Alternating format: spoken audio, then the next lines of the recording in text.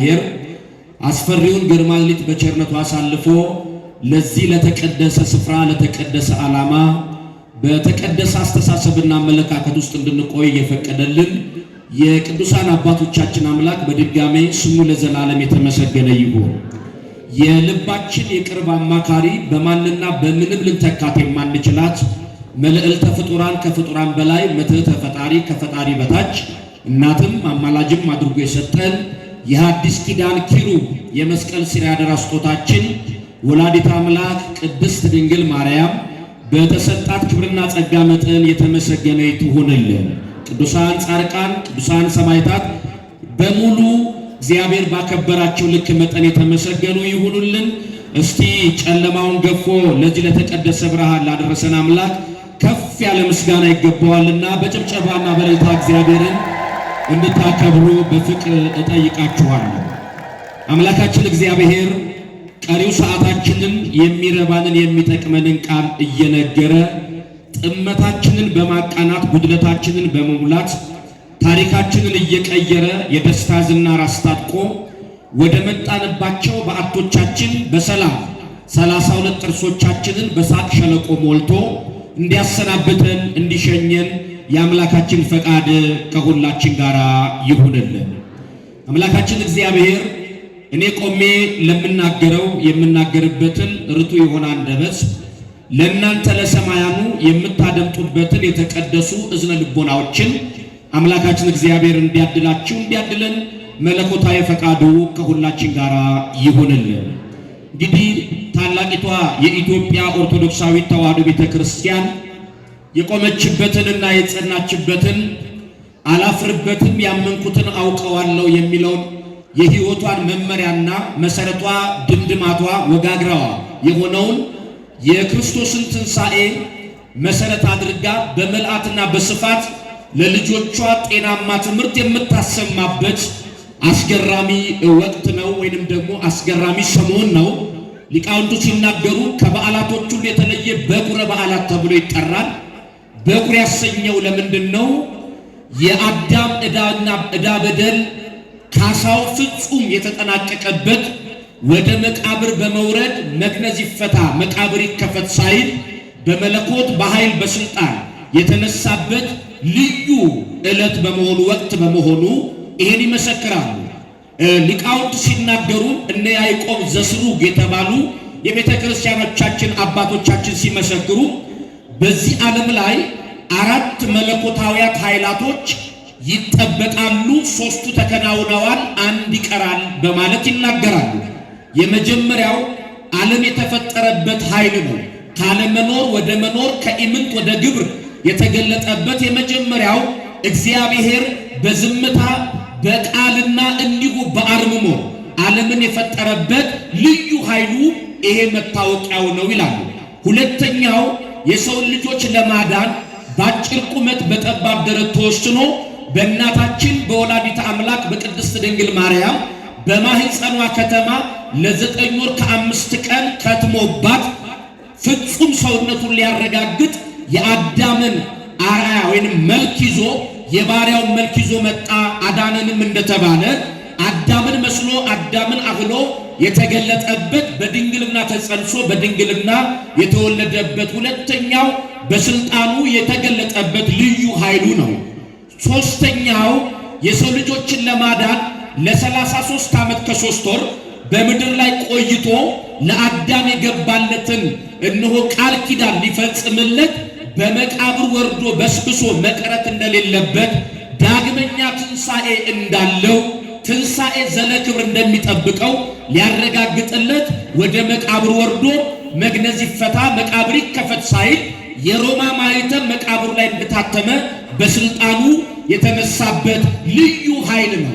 አራተኛውና የመጨረሻው ወደፊት የምንጠብቀው በክበበ ትስብእት በግርማ መለኮት በነጠሩ የእሳት ድንጋዮች ላይ ሕጉን ለጠበቁ ለጻድቃን ሕጉን ላፈረሱ በኃጢአተኞች ላይ ቅን የሆነ ፍርድ ሊፈርድ በደብረ ዘይት ተራራ ላይ ለፍርድ የሚገለጥበት ዓለምን የሚያሳልፍበት በታላቅ ትኩሳት በማይክሮ ሰከንድ እንደ ብራና ቆዳ ጠቅልሎ የሚያሳልፍበት የመጨረሻው የሚጠበቅበት ኃይል ነው።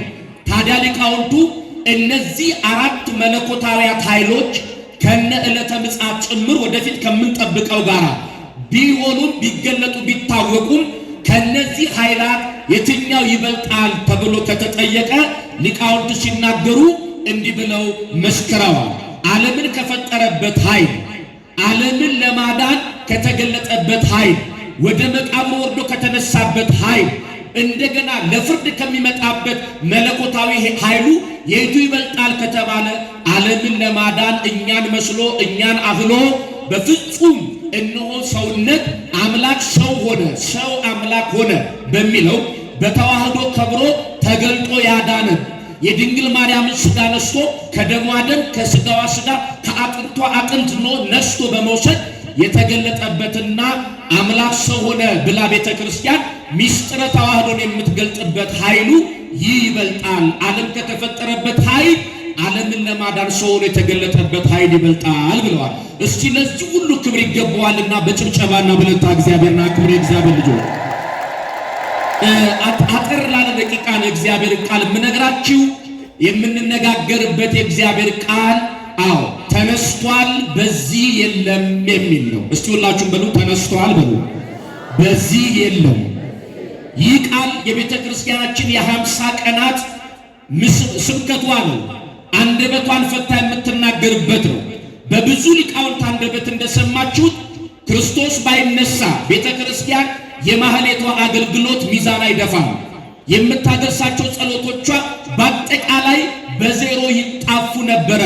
ክርስቶስ በመነሳቱ እኛም መድረክ ላይ ቆመን አውደ ምሕረቱ ላይ ቆመን እንድንናገር ሊቃውንቱ ከቤተ መቅደስ ሆነው እንዲቀድሱ ማህሌታውያን የቅዱስ ያሬድ ውልዶች የሆኑ የሚገባውን ምስጋና እንዲያቀርቡ ጉልበትና አቅም የሰጣቸው ጌታችን መድኃኒታችን ኢየሱስ ክርስቶስ የትንሣኤያችን በኩር ሆኖ በመነሳቱ ይሄን በማከልና ይሄን በመደገፍ የምንሰጥበት ምስክር ነው።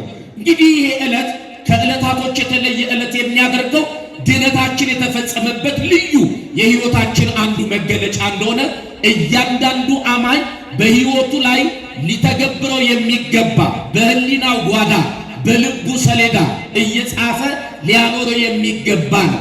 በሉቃስ ወንጌል ምዕራፍ 24 ቁጥር 5 ላይ የተነገረ ቃል ነው። በርዕስነት ያነሳ ነው። ይውድ የእግዚአብሔር ቤተሰቦች ባለፈው የዳግም ትንሣኤው ቀን የነበራችሁ ሰዎች አዎ እንደተማራችሁት እንደሰማችሁት ከዚያም በኋላ ሊቃውንቱ ከትንሣኤ ጀምሮ ባሉት ዕለታቶች እስከ ዛሬቱ ዕለት ድረስ የሚናገሩት የእግዚአብሔር ቃል የክርስቶስን ትንሣኤ የምናከብርበት ነው። ስንክሳር መጽሐፋችንን ደግሞ ጠጋ ብለን ስናይ የዛሬ በዓላቸው የሚታሰብላቸው ወበዛቲ ዕለት አይረፈ ቅዱስ እከሌ እያለች ቤተ ክርስቲያን የምታነሳውን በዓላት ስንቆጥር ወደ 11 የሚጠጉ እነሆ መታሰቢያቸው የሚዘከርላቸው አሉ። ከነዚህ መካከል ይሄ ትልቁ በዓላችን የትንሣኤ በዓል ነው። በመቀጠል የወላዲተ አምላክ የቅድስት ድንግል ማርያም ወርኃዊ መታሰቢያ በዓሏ ነው። በአጠቃላይ ከስር ያሉት ቅዱሳኑ ሰማዕታቱ ዓለምን ንቀው ዳዋ ጥሰው ድንጋይ ተንተርሰው ጤዛ ልሰው ድምፅ አራዊትን ጸረ አጋንንትን ታግሰው በየፍርኩታው ለሀገር የሚጸልዩ አባቶቻችን በተጋድሎ በጽናት አንቀላፉ፣ አረፉ። በረከትና ጸጋቸው ከሁላችን ጋር ትሁንልን በማለት ተማጽኖ የሚሰማባት ዕለት ናት። እንግዲህ በአጠቃላይ ይህን ዕለት ስናስበው የፈለጉ በዓላቶች ወርኃዊ በዓላቶች ቢመጡ ከዚህ በዓል ጋር ሊነጻጸሩ አይችሉም። ለዚህ ነው ትልቁ በዓላችን ነው ብለን በተለያየ ሰባኪ ብንሰበክም ማለዳ ማለዳ የክርስቶስ ትንሣኤ ጉዳይ ሰርክ አዲስ የሆነ ልዩ ድምፅ ነው። ክብርና ምስጋና ለተወደደው ስሙ ለእርሱ ይሁንልን። እንግዲህ የክርስቶስ ትንሣኤ በዘመኑ ከነበሩ ሰዎች ይዞላቸው ከመጣላቸው ጥቅሞች የመጀመሪያው የጴጥሮስን ፍርሃት ወደ መንፈሳዊ ድፍረት ቀይሯል። የዛሬ ፍርሃታችን ወደ ድፍረት እንዲቀየር ከእግዚአብሔር ጋር የምንጣበቅበት ጊዜ ነው። ዓለም በፍርሃት ተከባለች። ዓለም በፍርሃት ትወጣለች። ፍርሃትን በመንፈሳዊ ድፍረት የሚቀይረው የትንሣኤው ጌታ ኢየሱስ ክርስቶስ ነው። ይሄ ብቻ አይደለም። የአሳዳጁ የሳውልን የመጀመሪያ ግብሩን የመጀመሪያ መጠሪያ ስሙን በማስወገድ ወደ ሐዋርያ ጳውሎስነት የቀየረው የጌታችን የመድኃኒታችን የኢየሱስ ክርስቶስ የትንሣኤው ምስጢር ነው። ወደ መቃብሩ ይሄዳል።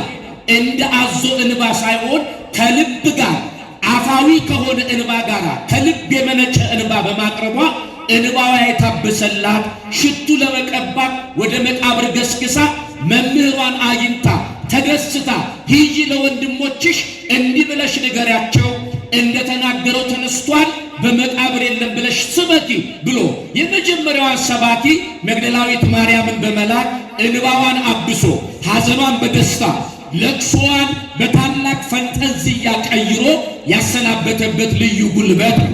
ስለዚህ ዛሬ በአንድም በሌላ መንገድ ለቅሶ ያጋጥመናል። ስብራታችን ብዙ ነው። የሚያጋጥመን ለቅሶዎቻችን ህብሮቻቸው ብዙዎች ናቸው። አንዳንዶቹ በፖለቲካ ይጎዱና ያለቅሳሉ። አንዳንዶቹ በግላዊ ጉዳያቸው በገጠማቸው ችግር የእንባ ዘለላ በዓይናቸው ይወጣና ጉንጫቸውን ያርሰዋል። አንዳንዶቹ ግለሰባዊ ችግር ኢኮኖሚካል ችግር ያጋጥማቸውና ይጨነቃሉ፣ ያለቅሳሉ።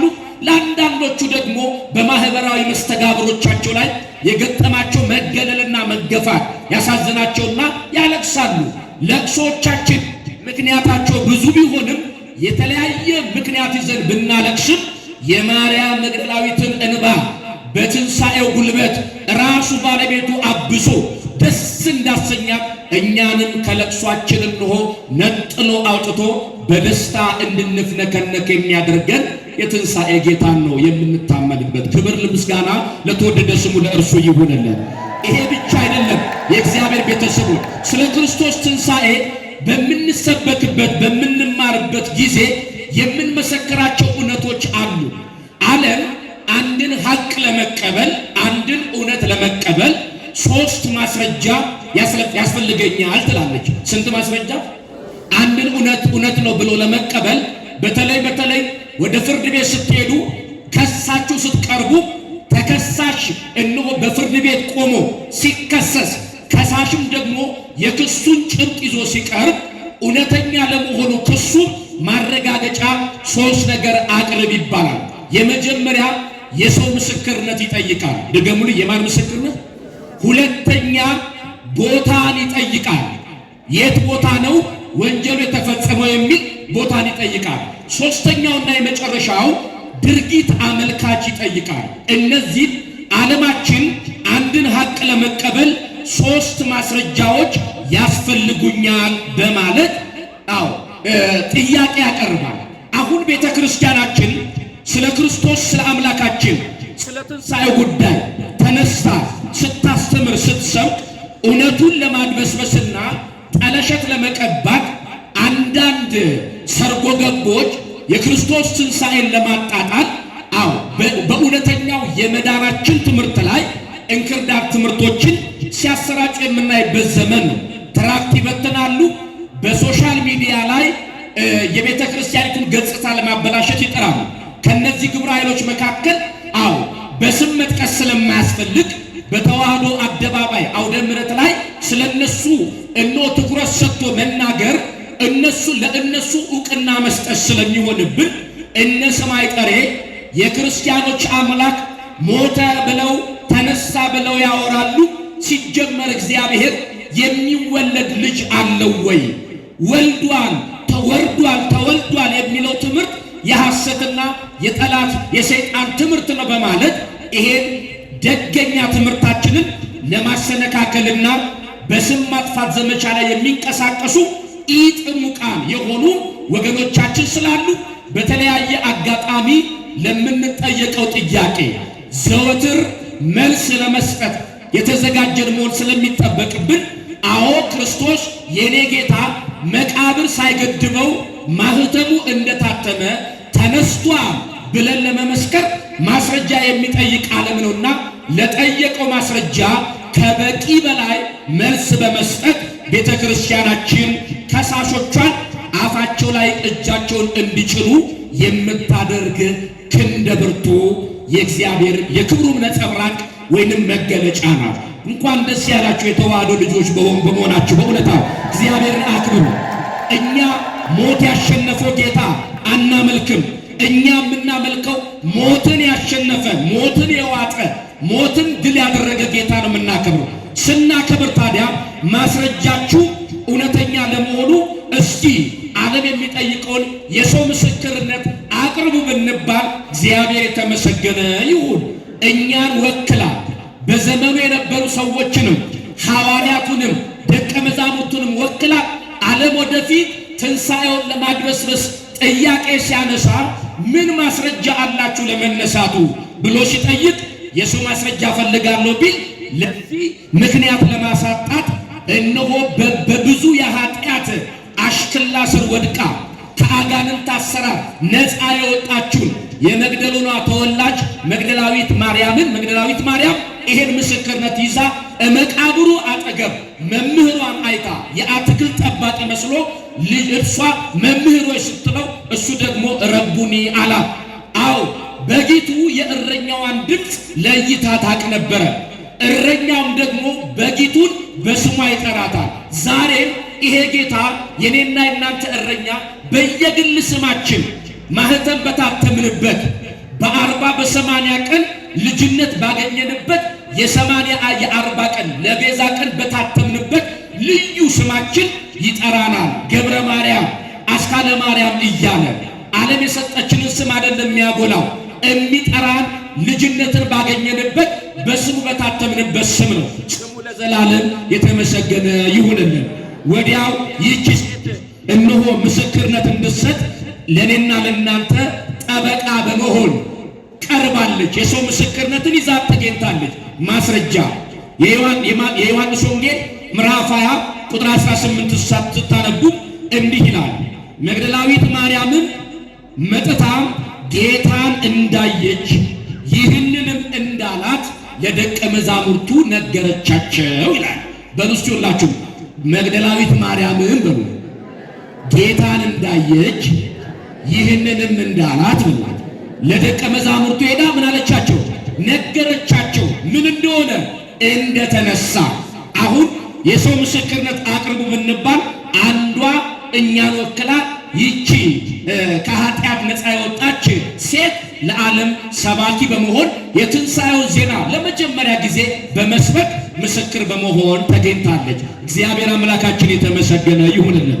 ሁለተኛው የክርስቶስን ትንሣኤ ልዩ የሚያደርገው አዎ ተነስቷል በዚህ የለም ብለን እንድንመሰክር ያበቃን ዓለም ከሚጠይቀው ማስረጃ ወጣ ያለ አንድ አስገራሚ ማስረጃ ልንገራችሁ።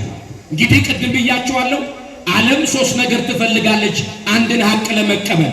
የሰው ማስረጃ አግኝተናል፣ ቦታ እንመጣበታለን፣ ድርጊት አመልካችን ሁለቱንም ጠቅልሎ የሚነግረን አንድ የተገረመ ቦታ እናያለን። በአጭር ቋንቋ ገለጻ ታዲያ ይሄ አሁን ዓለም ከሚጠይቀው ማስረጃ ሁለቱን ወጣ ያሉ ማስረጃዎች ደግሞ ልጠይቃችሁ። ከአእምሮ በላይ የሆነ እውነትን የሚገልጥ ማስረጃ። ሁለተኛው ለክርስቶስ ትንሣኤ እውነተኛነት ማስረጃ ማን ነው ካላችሁ የጠላት ምስክርነት ነው። በውስጥ የማን ምስክርነት? ጠላት ይመሰክራል። አንደበቱን ጸፍቶ አፉን አስከፍቶ እውነትን እንዲናገር እግዚአብሔር አንዳንድ ጊዜ ዲያብሎስንም ሊያዘው ይችላል። መቼም ከሱ እውነት ባይጠበቅም የክብር ጌታ ተናገር ብሎ ከተናገረ ይናገራል። የሚረግሙትን እርግማናችሁን ተውና መርቁ ሲላቸው ይመርቃሉ። እነ በለዓምን አይተናላ በብሉይ ኪዳን። ስለዚህ ጠላት ሳይወድ በግድ እግዚአብሔር ከእናንተ ጋር ይኑር እንጂ እርሱ ጠላቴ ብላችሁ ያሰባችሁትን። በእርግጥ በሰው ዓለም ውስጥ ሰው ለሰው ጠላቱ አይደለም። አስምሩበት። ሰው የሰው ጠላት አይደለም። በሰው ልብ ውስጥ እየገባ ግን ጠላት ስራ ይሰራል። አይምሯችንን ይጎዳል፣ መንፈሳችንን ያሽመደምዳል፣ ሰብዕናችንን አደጋ ላይ ይከታል። በሰው ልብ ውስጥ እየገባ ስራ የሚሰራ እንቅልፍ አልባ ተዋጊ ካጠገባችን ይጓዛል።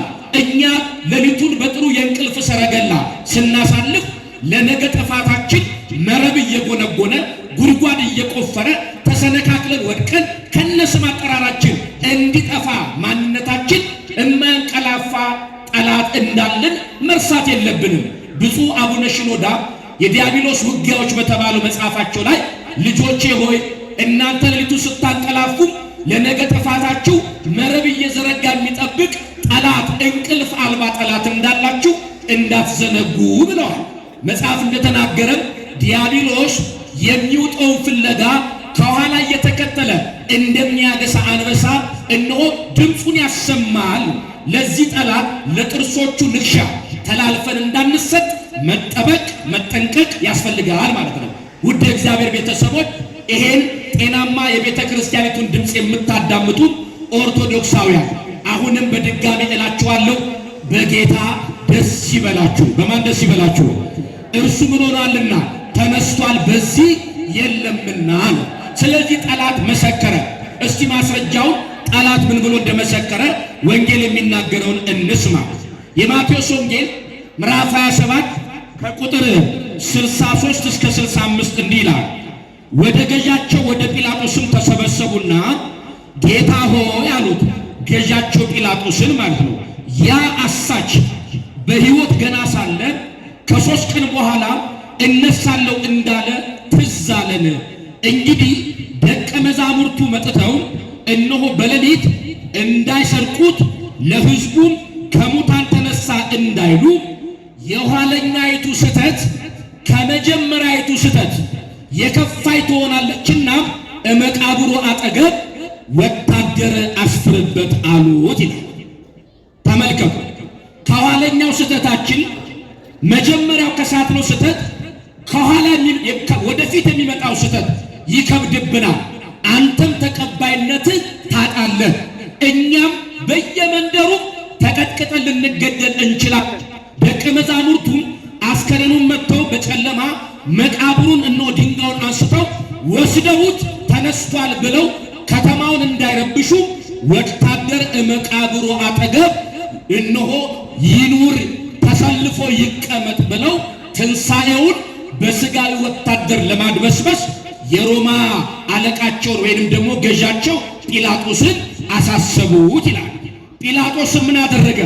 ልክ ናችሁ፣ እነሱ አስከሬኑን ሰርቀው ተነስቷል ብለው ሊያውኩኝ ስለሚችሉ ከኋለኛው ስህተት እንዳላችሁት የፊተኛው ስህተት ስለሚከፋ መቃብሩ ላይ ችግር የለም ለክፉ ቀን ያስቀመጥኳቸው ወታደሮች አሉኝ እነሱ ይጠብቁታል ብሎ መቃብሩ ላይ ሰራዊት አዘዘ ይላል። ነገስታት አንድ መገለጫ አላቸው። ከብዙ መገለጫዎቻቸው አንዱ ተራ ወታደር አላቸው፣ ከተማን የሚጠብቅ እንደገና ስውር የሆነ ወታደር አላቸው። እየተቀለበ ደረቱ እየቀላ ሆዱ እየሞላ መብላት፣ መጠጣት፣ መተኛት፣ መነሳት ብቻ ስራው ያደረገና አንዳንድ ጊዜ አጋጣሚ ላይ ከተራ ወታደር ያለፈ ሸክም ሲመጣ እነዚህ ወታደሮች ካሉበት ስፍራ ይመጡና ለክፉ ቀን የተባሉ ከአውሬ ጋር አብረው እየኖሩ አውሬያዊ ባህሪ ያላቸው የሰው ልጅን አካል እየቀነጣጠቡ በሰይፋቸው ሲቆርጡ ቅንጣት ታክል የማይሰማቸው የአውሬ ጠባይ የተዋሃደባቸው የአውሬ ባህሪ የተላበሱ ክፉ ወታደሮች አላቸው። ጲላጦስም ለክፉ ቀን ብሎ የደበቃቸው በምድር እምብርት ውስጥ ያስቀመጣቸው እየቀለበ ደረታቸውን ያቀላ ሆዳቸውን ያሞላቸው እነዚህ ወታደሮች ለዚህ ቀን ካልሆኑ ለመቼ ይሆናሉ ብሎ እነዚያ ለክፉ ቀን ብሎ ያዘጋጃቸውን ወታደር አምጥቶ በመቃብሩ ላይ እነሆ አቆማቸው። ግን ጌታችን እነዚህ ወታደሮች ደረታቸው ቢቀላ ሆዳቸው ቢሞላ ያን እርሱ እነሳለሁ ይሄን ቤተ መቅደስ እነሆ አፍርሱስ በሶስተኛው ቀን እኔ ሰራዋለሁ ብሎ የተናገረው ቃል አንድም ለራሱ ለፍጹም ማንነቱ ለለበሰ ስጋ በቅጽበት ከተዋህደው መለኮት ጋር ያ ስጋ ከተዋህዶ በኋላ ሁለትነት ስለሌለው በተዋህዶ የከበረ ስለሆነ መቃብር ውስጥ እነሆ እንደሚቆይ በሶስተኛው ቀን እንደሚነሳ ዮናስ በከርሰ አንበሪ በአሳ ሆድ ውስጥ 3 መዓልት 3 ሌሊትን እዚያች የአሳ ሆድ ውስጥ አቆይቶት ወደ ተርሴስ አምጥቶ እንደተፋው በንጽጽር አማናዊ ዮናሳችን ክርስቶስ በመቃብር እምብርት ውስጥ ገብቶ በሶስተኛው ቀን እንደሚነሳ ተናግሯልና እነሱም ጠላቴን ቃል አድምጧልና እነሳለሁ ሲል ሰምተናልና እንዳይነሳ መቃብሩ ይጠበቃሉ። በሶስተኛው ቀን እነሆ ወታደሮቹ ከተቀበረበት ቀን ጀምሮ አይናቸውን እንደ ሰጎን እንቁላል ትኩር አድርገው ከመቃብሩ ላይ ማህተሙ እንዳይነካ እየጠበቁ እንዳለ በእኩለ ሌሊት እሑድ ሌሊት ላይ እርሱ መግነዝ ይፈታ መቃብር ይከፈት ሳይል በስልጣኑ መቃብሩ እንደታተመ እነሆ የትንሣኤያችን በኩር ሆኖ ሲነሳ አጠገቡ ላይ የነበሩ የተኮለኮሉት የሮማ ወታደሮች ፈንግል እንደያዛቸው ዶሮ ወድቀው ተገኙ ይላል። በጭብጨባና በእልልታ እግዚአብሔርን አክብሩ። ወድቀው ተገኙ። ትንሣኤውን ማን አይከለክለው? የጠላት ዛቻ፣ የሰራዊት ብዛት አይከለክለው። ዛሬም ብዙ የሐሰት ትምህርቶች ቢመጡ እውነትነቷን አትለቅም። ጊዜው ውሸት የነገሰበት እውነት አንገቷን ያቀረቀረችበት ዘመን ቢሆንም ነፃ አውጪዋ ቀን ጠብቆ ዕለት ሰፍሮ በያዘው በራሱ ፕሮግራም ይመጣና ያቀረቀረችውን እውነት ቀን ያደርጋታል። ስትፋንን የነበረችውን ውሸት ደግሞ ከነስም አጠራሯ ያጠፋታል። እርሱ እውነት ስለሆነ ከኔ ጋር ናችሁ ወይ? እንደተናገረው በሉ ተነስቷልና በዚህ የለም በሉ። እስቲ በዚህ የለም በሉ። በመቃብር ውስጥ እንዳትጠብቁት ነው። ሶስተኛው ዓለም ከሚጠይቀው ማስረጃ ወጣ ያለ አንድ አስገራሚ ማስረጃ ልንገራችሁ። የቦታና ድርጊት አመልካች ያንን መጨረሻ ላይ የምጠቀልልበት ሐሳብ ስለሆነ ዓለም የሚጠይቀው ድርጊት አመልካች ጠቁሙኝ፣ እንደገና ቦታውንም ጠቁሙኝ ይላል። ይሄን ሁለቱን አንድ ቦታ ሁለቱንም ጠቅልሎ ይዞ እናገኛለን። አሁን እዚህ ጋር እንድትረዱት የምፈልገው እውነት ስለመሆኑ በልባችሁ ይሙላ። የሞላው ደግሞ በአንደበት ተርፎ ይነገር ነው። በልብ የሞላ በአፍ ይተርፋል ስለሚል መጽሐፍ። ሶስተኛው ምስክርነት የቅዱሳን መላእክት ምስክርነት ነው። በሉሲ የማን ምስክርነት? መላእክት ምን ብለዋል? ተነስቷል በዚህ ምን የለም ብለዋል። ሉቃስ 24 ላይ ቅድም በጠቀስኩላችሁ ጥቅስ ምዕራፍ 24 ቁጥር 5 ላይ ወደ መቃብሩ ሲመጡም እነ ጴጥሮስ እና ዮሐንስ ወደ መቃብሩ አጠገብ በደረሱ ጊዜ በመቃብሩ አጠገብ የተገጠመውን ድንጋይ አንከባለው ሁለቱ መላእክት አንዱ በራስጌ አንዱ በግርጌ ተቀምጠው ታዩ። ልብሳቸው እነሆ ከበረዶ እጅግ በጣም የነጻ ነበረ። ወዲያው እነሆ ወደ መቃብሩ የመጡትን እነዚህ ቅዱሳን መላእክት ቅዱስ ሚካኤልና ቅዱስ ገብርኤል ምን ብለው ተናገሩ? ሕያውን ከሙታን መካከል ስለምን ትፈልጉታላችሁ? እርሱ እኮ ሕያው ነው፣ መቃብር እኮ አያሸንፈው። እንደተናገረው በተናገረው ልክና መጠን ያንን ሳይሸራርፍ በመለኮት በኃይሉ በስልጣኑ ተነስቷል። መቃብር ውስጥ እነሆ የሞተ አካል ወይንም ደግሞ ሞቶ የቀረ ጌታ አለ ብሎ ምክንያት እንዳያቀርብ ዓለም ከሙታን መካከል ሕያውን አትፈልጉ ብሎ አሰናብቷቸዋል ነው። እግዚአብሔር የተመሰገነ ይሁን። አሁን ይሄ መልእክትን ከሰማችሁ ከትንሣኤው ምስክርነት ባሻገር በዚህ ዘመን ለምንገኝ ለእኛ ማሳሰቢያ ቃል ሕያውን ከሙታን መካከል እንዳትፈልጊ አስካለ ማርያም ሕያውን ከሙታን መካከል እንዳትፈልግ ገብረ ማርያም። ለምን? ሕያው ያለበት ቦታ ሁሉ ሞት አይስማማውምና። ስለዚህ ሕያው የሆነው ነገር በሞት መንደር አይፈለግም ነው። በዚህ ከትንሣኤው ምስክርነት ባሻገር ለኔ ለናንተ ይዞ የመጣው መልእክት አለ፣ በመላእክቱ በኩል የተላለፈልን። ምን ማለት ነው? መልእክቱ ምንድነው ተብለን ከተጠየቅን አደራችሁን የምላችሁ ጤና ፍለጋ በሽታ ሰፈር እንዳትሄዱ። በሽታ ሰፈር የሄዱ ተሰብረው ቀርተዋል። ትንሣኤ ለመነሳት አቅቷቸዋል። ጤና ፍለጋ በሽታ ሰፈር የሚሄድ ሰው ካለ ሕያውን ከሙታን መንደር እየፈለገ ነው። ጤና ሕያው ነው። ይሄ ሕያው የሆነውን በሽታ ሰፈር የሞት መንደር ሄዶ መፈለግ አይገባም። ሁለተኛው መረጋጋትን ፍለጋ ሁከት ሰፈር እንዳትገቡ። ፖለቲካ የነገሰበት የሁከት ሰፈር፣ መረጋጋትን ፍለጋ አድመኝነት ሰፈር፣ መረጋጋትን ፍለጋ ጎጠኝነት ሰፈር፣ መረጋጋትን ፍለጋ ዘረኝነት ሰፈር፣ መረጋጋትን ፍለጋ አጥንትና ወንዝ ቆጣሪነት ሰፈር ውስጥ እንዳትገቡ። በዚያ መንደር እግዚአብሔር ሕያው ጌታ የለም። ስሙ የተመሰገነ ይሁን። ከኔ ጋር ናችሁ? ጤና ፍለጋ መረጋጋት ፍለጋ። ሶስተኛ የሚነግረን ቃል ሰላምን ፍለጋ ሁከት ሰፈር እንዳትሄዱ። ይሄ ከትንሣኤው ምስክርነት ባሻገር በደሙ ማህተም የታተመ አንድ አማኝ ሰላም ለመፈለግ ጸብና ክርክር ሰፈር ከሄደ የባሰ የነበረው ሰላም ያጣል። የሰላሙ ጌታ ሕያው ጌታ እርሱ እዚህ ያለና ከዚያ ሰፈር ተለይተን ወደ ሰላሙ ጌታ እንምጣ። እኔ የምሰጣችሁ ሰላም ያለው ዓለም እንደሚሰጥ ሰላም አይደለም። የዓለም ሰላም ጊዜያዊ መብረቅ ነው፣ ብልጭ ብሎ ይጠፋል። የዓለም ሰላም ርግብ ይለቀቅለታል፣ ሰላም የለም። መለከት ይነፋለታል፣ ሰላም የለም። የተባበሩት መንግስታት በጠረጴዛ ዙሪያ ቁጭ ብለው በመሳሪያ አፈሙዝ ቢያምኑም እንኳን ለሰላም ብለው ስለ ሰላም ይሰብካሉ፣ ሰላም የለም። ነጭ ልብስ ተለብሶ መላው አደባባይ ላይ ሰላምን ፍለጋ የሰው ልጆች ይኳትናሉ፣ ሰላም የለም። እውነተኛው ሰላም ያለው ከሰላሙ ጌታ ከባለቤቱ ከእርሱ ነው። ይህን ሰላም እግዚአብሔር ይስጠን፣ አሜን በሉ እንጂ። እስቲ ሰላም የምትፈልጉ እጃችሁን ከፍ አድርጉ፣ ሁለት እጃችሁ ማየት ስለምፈልግ እኔ ወደ ቤት የመጣሁት አንደኛ የቆምኩበት የህይወቴ ዓላማ ስለሆነ፣ ምስጋና የተጠራውበት ጥሪ ስለሆነ፣ ውለታውን አትርሱ ተብሏልና ካላደረገልኝ ያደረገልኝ ነገር ስለሚበዛ ለማመስገን መጥቻለሁ ብላችሁ እጃችሁን ከፍ አድርጉ። ለመጀመር ከዚያ ባሻገር ለመጸለይ የፈለኩትን እግዚአብሔር እንዲሰጠኝ ለመጸለይ ቆሜያለሁ። መጀመሪያ ልመና አይለመንም፣ ምስጋና ይቀድማል፣ ቀጥሎ ልመና ይቀርባል። የዛሬ ችግራችን የምናስቀድመው ልመና ነው። ምስጋናውን ብዙዎቻችን ረስተነዋል። ልናመሰግን የመጣን ያላችሁ ከፍ አድርጉ።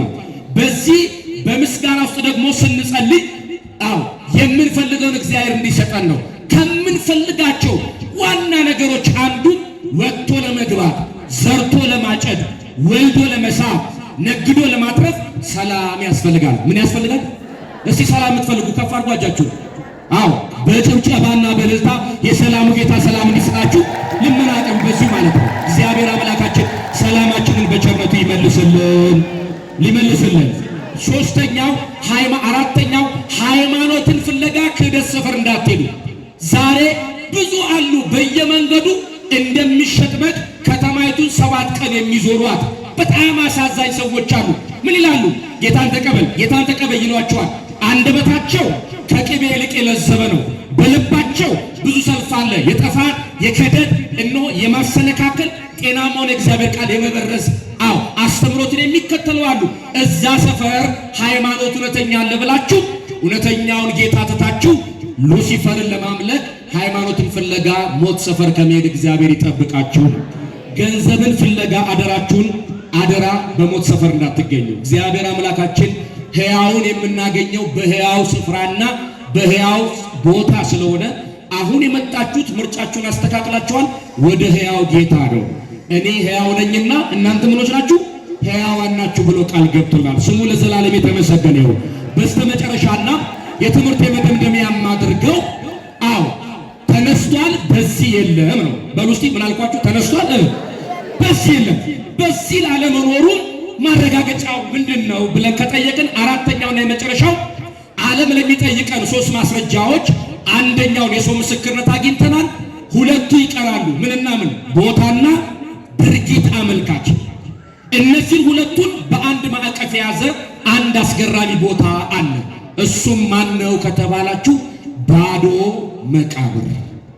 በሉሲ ባዶ መቃብር በሉ ባዶ መቃብር። ይሄ መጨረሻ መልእክት ነው። ባዶ መቃብር።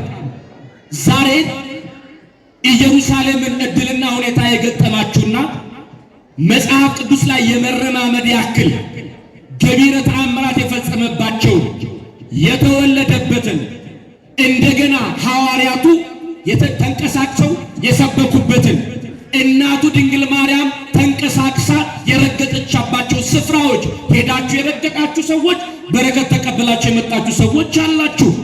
ለዚያ እድል ያልበቃን ደግሞ እድሉን እግዚአብሔር ይስጠን። ኢየሩሳሌም ታላቂቷ ከተማ ከምታገኛቸው የቱሪዝም ሀብቶቿ፣ ገቢ ከምትሰበስብባቸው የገቢዋ መስህቦቿ ጎግል ውስጥ ገብታችሁ ስትጎለጉሉ አንደኛውና የመጀመሪያው ረብጣ ገንዘብ ለሀገሪቱ የሚያመጣው ጌታ የተቀበረበት መቃብርና ዛሬም አፉን ከፍቶ ጌታዬ በዚህ የለም ብሎ የሚሰብከው ባዶ መቃብር ነው። ባዶ መቃብር ነው። ስለዚህ ይሄ ባዶ መቃብር ቦታውን ጎልጎታን ይጠቁማል። ድርጊት አመልካቹን የተፈጸመው ወንጀል የተፈጸመው ክፉ ተግባር በዚያው በማዕከለ ምድር እንደሆነ ያረጋግጣል። ስለዚህ ቦታውንም ድርጊት አመልካቹንም ጎለጎታ ባዶ መቃብሩ ይሰብከናል ማለት ነው።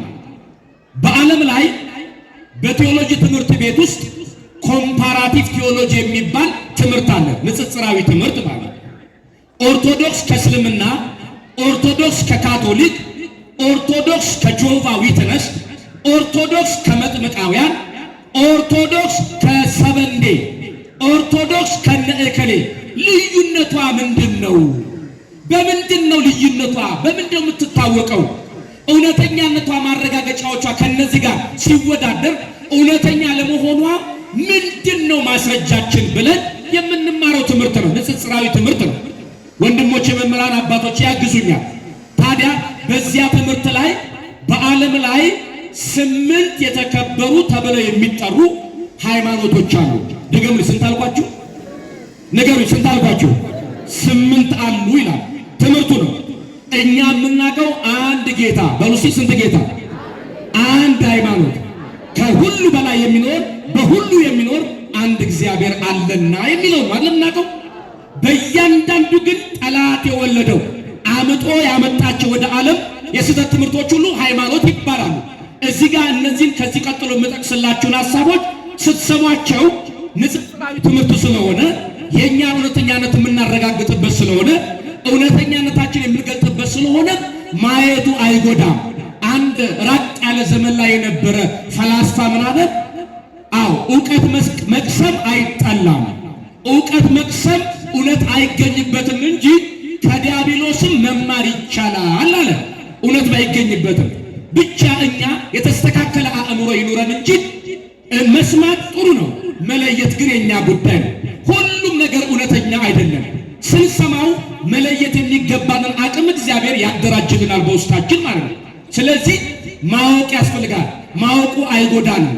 ስለዚህ ምን ለማለት ፈልጌ ነው? 8 አንኳር ሃይማኖቶች አሉ ነው። የመጀመሪያው ክርስትና ነው። መስራቹ ማን ነው? ክርስቶስ ነው። በደንብ ስሙኝ፣ መደምደሚያ ስለሆነ።